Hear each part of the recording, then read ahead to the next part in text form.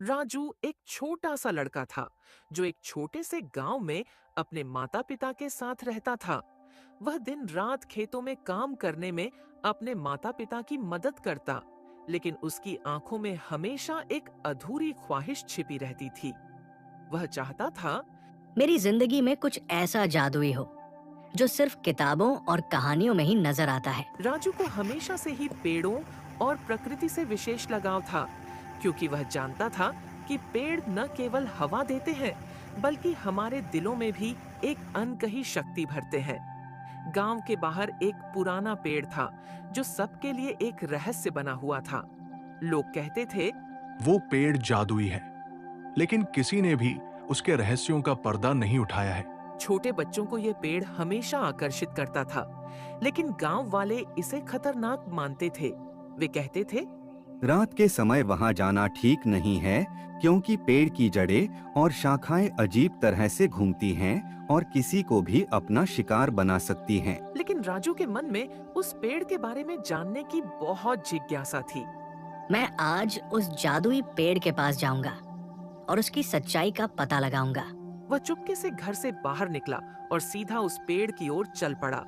पेड़ का तना बहुत मोटा और ऊंचा था और उसकी शाखाएं आकाश को छूने की कोशिश करती नजर आ रही थीं। पेड़ के पास पहुंचते ही राजू ने देखा कि वहां कुछ अजीब सा वातावरण था। हवा में एक मीठी खुशबू फैली हुई थी और पेड़ के नीचे बैठी हुई एक वृद्ध महिला को देख राजू थोड़ा चौंका। वह महिला एक रहस्यमयी और शांत मुद्रा में बैठी थी, जैसे वह पेड़ का हिस्सा हो। तुम यहाँ क्या कर रहे हो, बच्चे? मैं इस पेड़ के बारे में जानने आया हूँ, दादी। लोग कहते हैं कि ये पेड़ जादुई है। क्या ये सच है? यह पेड़ सच में जादुई है, लेकिन इसका जादू सिर्फ उन पर काम करता है जो इसे समझते हैं। यह पेड़ तुम्हारे जैसे बच्चों को अपनी शक्ति दे सकता है, लेकिन इसके लिए तुम्हें दिल से ईमानदार और निडर होना होगा। राजू हैरान होकर महिला की ओर देखता रहा। उसने सुना था कि जादू केवल कहानियों में होता है, लेकिन अब यह उसे अपनी आंखों से सामने दिख रहा था। महिला ने उसे धीरे धीरे पेड़ के पास बुलाया और कहा, यह पेड़ तुम्हें एक अवसर देगा, लेकिन इसके साथ एक शर्त भी होगी। तुम्हें अपनी आत्मा और दिल को शुद्ध रखना होगा, और इसका जादू तभी काम करेगा जब तुम इसे सही उद्देश्य के लिए इस्तेमाल करोगे। राजू ने सिर झुकाकर हामी भरी और महिला के कहे अनुसार पेड़ के पास जाकर उसके तने को छुआ। तभी अचानक से एक अजीब सी ऊर्जा महसूस हुई और पेड़ की शाखाएं हल्के से हिलने लगी। राजू ने महसूस किया कि उसकी आंखों के सामने दुनिया बदल रही थी। पेड़ ने उसे एक दृष्टि दी। वह एक ऐसा लड़का बन गया जो हर किसी की मदद कर सकता था। महिला ने कहा, तुम अब इस शक्ति के मालिक हो, लेकिन याद रखना, इसे कभी भी बुरी नीयत से मत इस्तेमाल करना। जब भी तुम्हें किसी की मदद की जरूरत हो, तुम इस शक्ति का इस्तेमाल कर सकते हो। राजू ने आंखें खोली और देखा कि वह पहले जैसा ही था, लेकिन उसकी आत्मा में अब एक नया साहस था।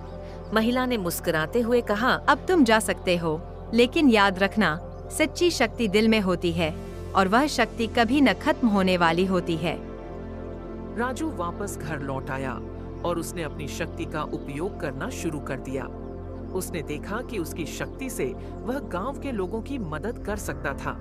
कभी किसी किसान को सूखा पड़ा होता तो वह उसे पानी दे सकता था।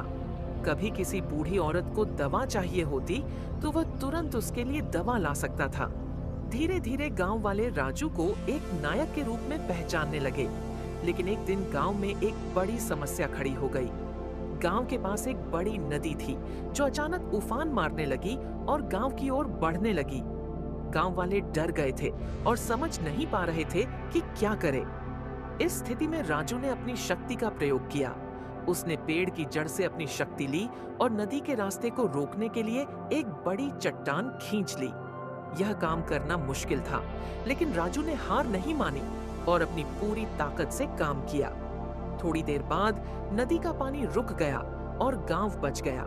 गांव वाले बहुत खुश हुए और उन्होंने राजू की बहादुरी की सराहना की। उन्होंने उसे राजू शक्ति का साथी का नाम दिया।